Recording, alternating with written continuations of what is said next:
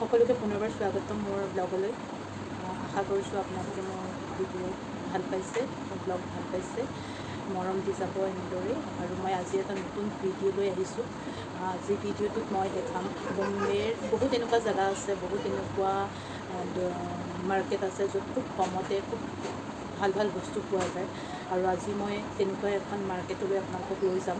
আহিলে যাতে আপোনালোকৰ অসুবিধা নহয় সেইকাৰণে এই ভিডিঅ'টো বনাইছোঁ। প্লিজ সকলোলৈ অনুৰোধ, মোৰ চেনেলটো ছাবস্ক্ৰাইব কৰি দিব। মই ৰুমৰ পৰা ওলালোঁ। এয়া হৈছে বাৰ্চোবা ভিলেজ বুলি কয় এইখিনি জেগাত। আৰু ইয়াত এটা খুব সুন্দৰ মন্দিৰ আছে। মন্দিৰটো হৈছে হিংলা দেৱী মন্দিৰ। আৰু হিংলা দেৱী কোন সকলোৱে জানে, সেইকাৰণে মই নক'লেও হ'ব। আৰু এইটোৱে হৈছে হিংলা দেৱী মন্দিৰ। খুব ধুনীয়া এটা মন্দিৰ, খুব ভাল লাগে। মন্দিৰটো দেখাৰ লগে লগে মনটো খুব ভাল লাগি যায়, পবিত্ৰ অনুভৱ কৰোঁ। এইটো হৈছে হিংলা দেৱী মন্দিৰ। মই এতিয়া আন্ধেৰী ষ্টেচনত ৰৈ আছোঁ। অলপ পাছত ট্ৰেইন আহিব। ট্ৰেইন আহিয়ে থাকে, 2-3 মিনিটৰ মূৰে মূৰে আহি থাকে। বৰ্তমান আমি আহি পালোহি সেই মাৰ্কেটখন।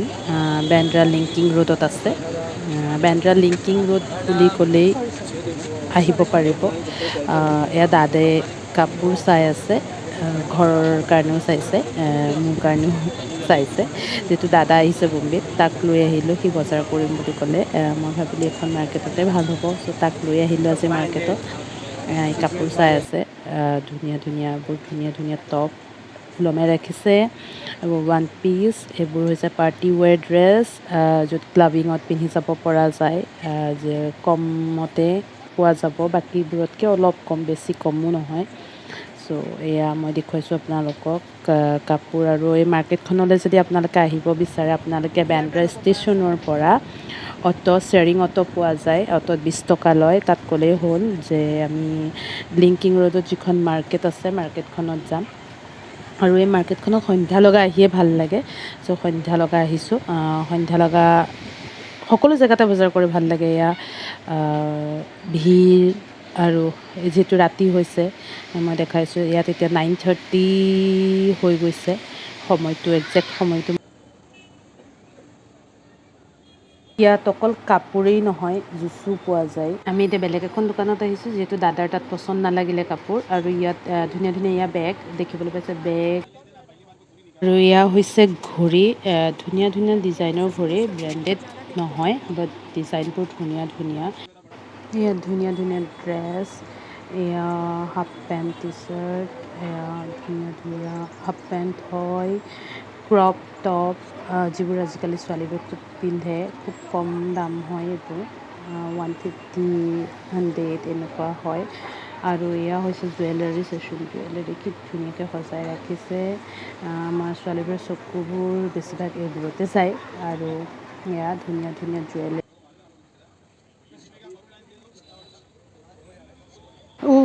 ইমান ধুনীয়া কাপোৰ কানি থকাৰ পাছতো আমাৰ এইজনৰ মানে দাদাৰ বস্তু একো পচন্দ হোৱা নাই। ইখনৰ পৰা সিখন দোকান, সিখনৰ পৰা সিখন দোকান গৈছে, নাই তাৰ পচন্দ নহয়। এতিয়া বিচাৰি ফুৰিছে সি। আমি জানিছিলোঁ যে ছোৱালী মানুহৰহে বস্তু পচন্দ নহয়, কিন্তু ইয়াত এতিয়া মই ওলোটা দেখিছোঁ, দাদাৰ একো পচন্দ হোৱা নাই।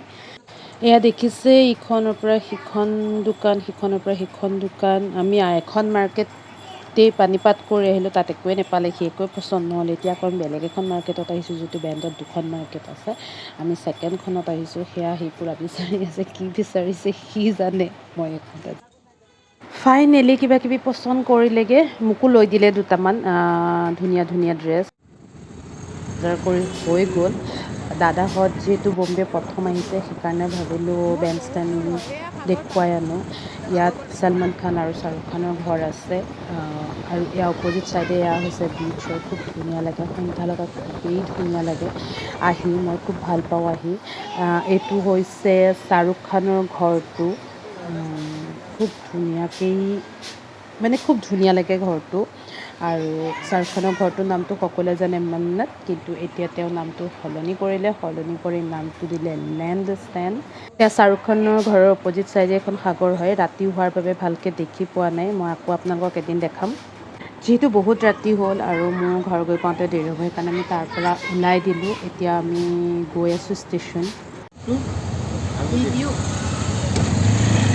বন্ধুসকল আমিও আহি পালোঁ আৰু ইয়াতে বহুতখিনি বজাৰ কৰা হ'ল যে মই নাই কৰা আমাৰ ককাইদেৱে কৰিছে বজাৰ বহুতখিনি কৰিলোঁ কি আৰু মানে আজি মানে মাতিছিলে ক'ত মাতিছিলে আমাক আজি ক'ত মাতিছিলে ক'ত আহিলোঁ মাননাথত মাতিছিলে বজাৰ পাতি অলপমান তেখেতে চাৰ্ভ গাই দি গৈছে ইমান দামত আহিছোঁ যে আজি চাৰুখ খান দাকো নকৰিলোঁ ইয়াতে সলমান দা আজি ঘৰত নাই যেনিবা তেখেত অলপ ব্যস্ত খিচিকি ভাইজান খিচিকি এখন কি হয় চলি আছে যিহেতু বহুত দেৰি হৈ গ'ল সেইকাৰণে আমি গুচি আহিলোঁ দাদাৰ লগত ডিনাৰ কৰা প্লেনিং আছিলে কিন্তু নহ'লে নেক্সট টাইম আমি কৰিম এতিয়া দাদাহঁত গৈ আছে চাই বিৰাৰ বুলি কয়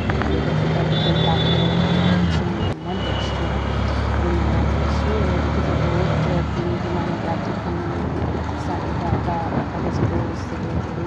11:30 ট্ৰেফিকৰ নেওচি আৰু ৰুমত আহি আছোঁ অলপ পাছত মই গৈ পাম আৰু বেছি দীঘলীয়া নকৰোঁ মোৰ ভিডিঅ'টো মই ইমানতে সামৰিছোঁ ভাল লাগিলে আজি আপোনালোকক মোৰ জাৰ্ণিটো দেখাই নতুন এটা ভিডিঅ' লৈ আকৌ আহিম গতিকে মোৰ চেনেলটো ছাবস্ক্ৰাইব কৰিবলৈ নাপাহৰিব ভিডিঅ'টো সম্পূৰ্ণকৈ চাবলৈ নাপাহৰিব আশা কৰিছোঁ আপোনালোকে মোৰ ভিডিঅ'টো ভাল পাব আপোনালোকৰ সুবিধা হ'ব সেয়েহে প্লিজ